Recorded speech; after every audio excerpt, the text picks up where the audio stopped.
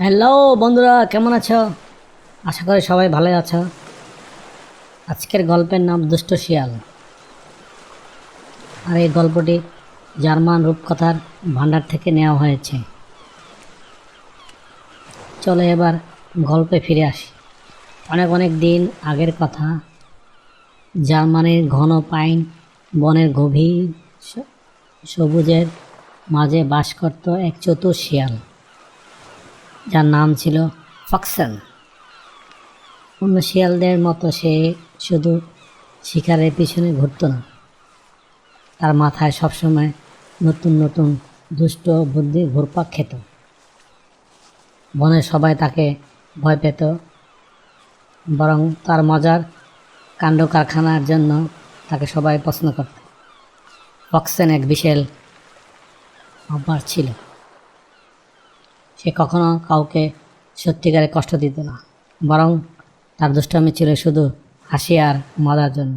কিন্তু সে জানতো না যে তার এই দুষ্টামি একদিন বনে অন্য একটি বড় সমস্যা ডেকে আনতে পারে। এক শীতের সকাল, গাছের ডালগুলো হালকা বরফে ঢাকা। ফক্সেন দেখল বনের বড় বড় ভাল্লুক ব্রুনো তার প্রিয় মধুর পাত্রটি বয়ে নিয়ে যাচ্ছে।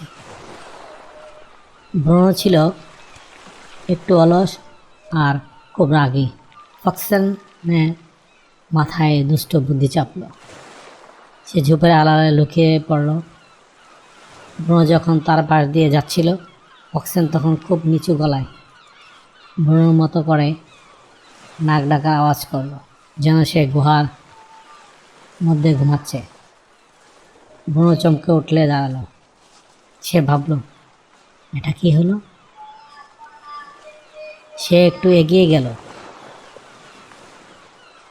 ফক্সেন এবার আরো জোরে নাক ডাকার আওয়াজ করল।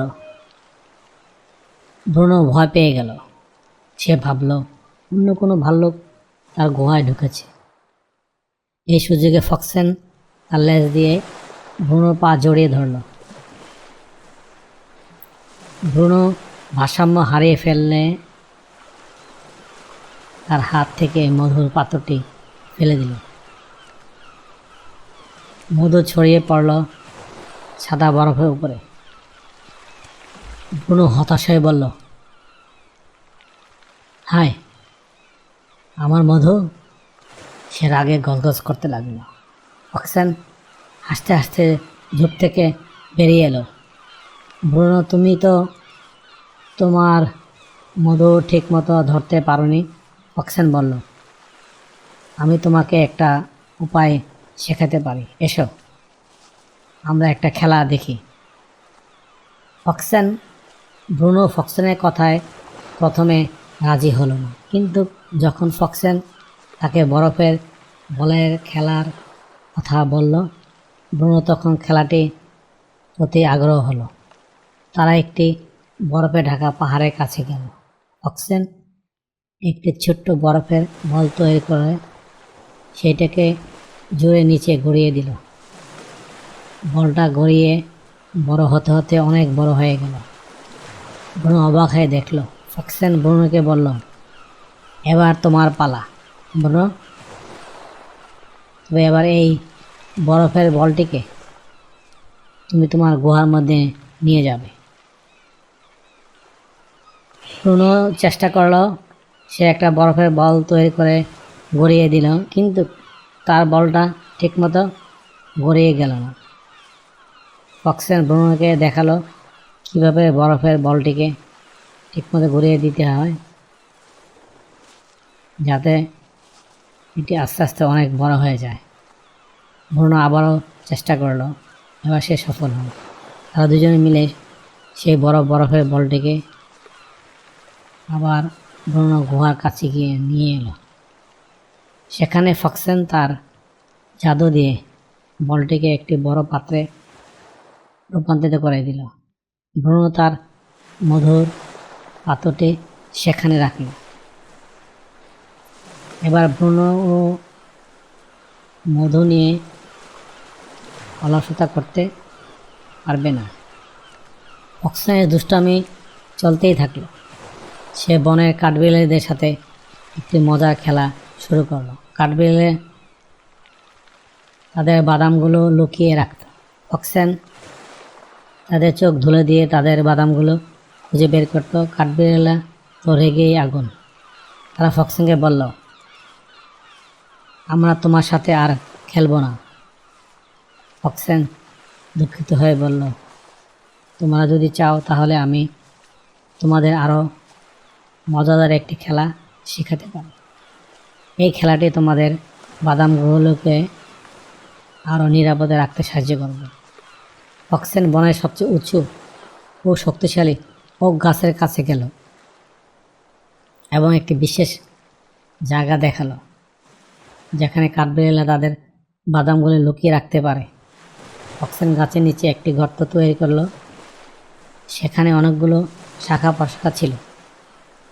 এতে কাঠবিড়ালিরা তাদের বাদামগুলো আলাদা আলাদা জায়গায় লুকিয়ে রাখতে পারল।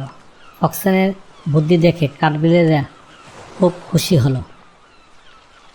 কিন্তু একদিন ফক্সেন এমন একটি দুষ্টামি করলো যা বনের সবার জন্য বিপদ ডেকে আনলো।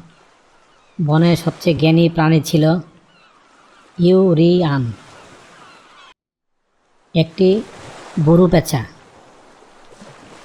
ইউরিয়ান একটি বিশেষ ফুল খুঁজে ফিরছিল যা একটি অসুস্থ কাঠবিড়ালির চিকিৎসার জন্য প্রয়োজন। সেই ফুলটি এক বিশেষ মানচিত্র ছিল। ফক্সেন মজা করে সেই মানচিত্রটি নিয়ে লুকিয়ে ফেলল। ইউরিয়ান যখন মানচিত্রটি বুঝতে লাগলো, ফক্সেন তখন গাছের ডাল থেকে মিটমিট করে হাসছিল। কিন্তু যখন ইউরিয়ানকে ফক্সেন সাহায্য করতে চাইল, তখন ইউরিয়ান বলল, ফক্সেন, তোমার দুষ্টামি এবার সীমানা ছাড়িয়ে গেছে। তুমি বনের সবার জীবনকে ঝুঁকির মুখে ফেলে দিয়েছ। ফক্সেন বুঝতে পারল সে কি ভুল করেছে। সে তৎক্ষণাৎ মানচিত্রটিকে ইউরিয়ানের কাছে ফিরিয়ে দিল। ইউরিয়ান তাকে বলল, এই ফুলটি শুধুমাত্র একটি নির্দিষ্ট পাহাড়ের উপর পাওয়া যায়। সেই পাহাড়ে পৌঁছানোর জন্য এক কঠিন পথ পার হতে হয়। তুমি যদি তোমার ভুল বুঝতে পারো, তবেই তুমি তোমার চালাকি দিয়ে সেই ফুলটি খুঁজে বের করতে পারবে। ফক্সেন খুব দ্রুত পাহাড়ের দিকে রওনা দিল। পথটি সত্যিই কঠিন ছিল। পথে একটি গভীর খাদ ছিল যার উপর দিয়ে পার হওয়ার জন্য একটি সরু গাছের ডাল ছিল। ফক্সেন তার বুদ্ধি ব্যবহার করে ডালটির উপর দিয়ে লাফিয়ে লাফিয়ে পার হয়ে গেল।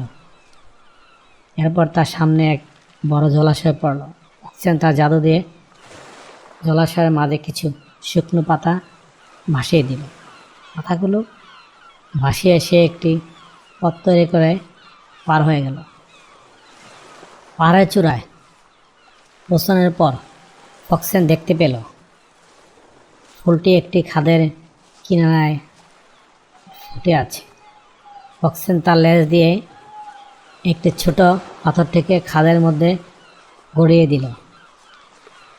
পাথরটি গড়িয়ে যাওয়ার সাথে সাথে ফুলের ডালটি নড়ে উঠল। ফক্সেন তখন তার তীক্ষ্ণ দৃষ্টি দিয়ে ফুলটিকে দেখতে পেল। সে দ্রুত ফুলটি তুলে নিল এবং ফিরে এলো। ফক্সেন যখন ফুলটি নিয়ে ইউরিয়ানের কাছে ফিরে এলো, তখন ইউরিয়ান খুব খুশি হয়। সে বলল, ফক্সেন, তুমি তোমার দুষ্টমি দিয়ে এই ধরনের একটি বনের জন্য একটি বড় উপকার করেছ। তুমি এখন আর শুধু দুষ্ট শিয়ালই নও, তুমি এই বনের এক নতুন বন্ধু।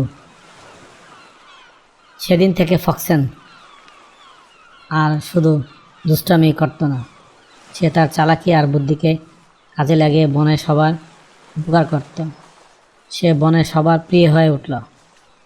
এভাবে ফক্সেন নামের শিয়ালটি জার্মানি বনের সবার নিকট প্রিয় বন্ধু হয়ে উঠল। হ্যালো বন্ধুরা, দুষ্ট শিয়াল গল্পটি তোমাদের কাছে কেমন লাগলো নিচে কমেন্টসের মাধ্যমে জানিও। পরবর্তীতে কোনো এক ভিডিওতে আবার দেখা হবে। Thank you for watching. Please subscribe.